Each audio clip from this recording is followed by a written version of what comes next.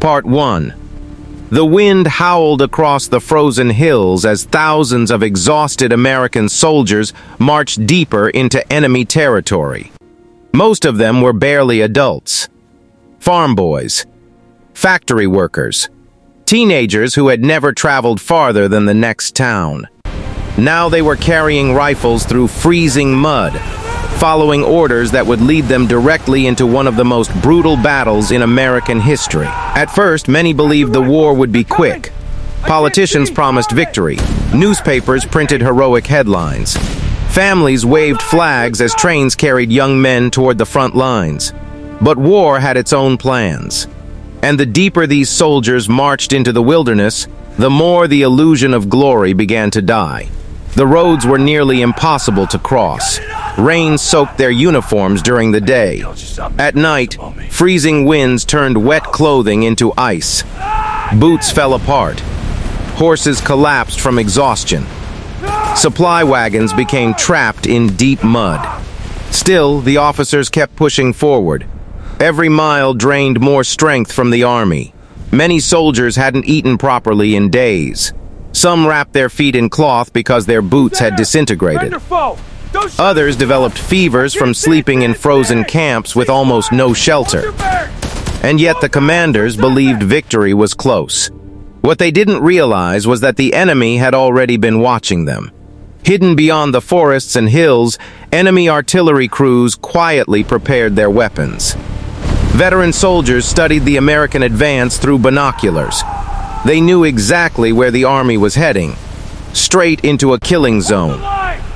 But the young Americans marching through the cold had no idea. At sunset, campfires flickered across the valley. Some soldiers wrote letters home. Others sat silently beside the flames, staring into the darkness. Many were beginning to feel something was wrong. The silence felt unnatural. No birds. No distant animals, only the sound of wind scraping across frozen trees. Then sometime after midnight, the first explosion hit. The ground erupted beneath the camp. Flames shot into the darkness as artillery shells tore through tents filled with sleeping soldiers. Screams instantly filled the valley. Men stumbled out of burning tents half-dressed and confused. Another shell exploded. Then, another.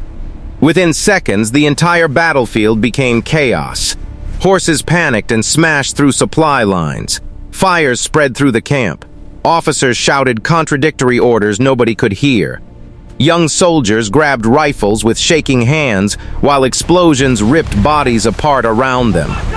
Some never even had time to stand up. The artillery barrage continued for nearly an hour, and when it finally stopped, the silence became even more terrifying, because that's when the enemy infantry started moving through the fog. Dark figures emerged slowly from the trees, thousands of them. The Americans opened fire blindly into the smoke. Muzzle flashes illuminated terrified faces covered in mud and snow. The battle had officially begun.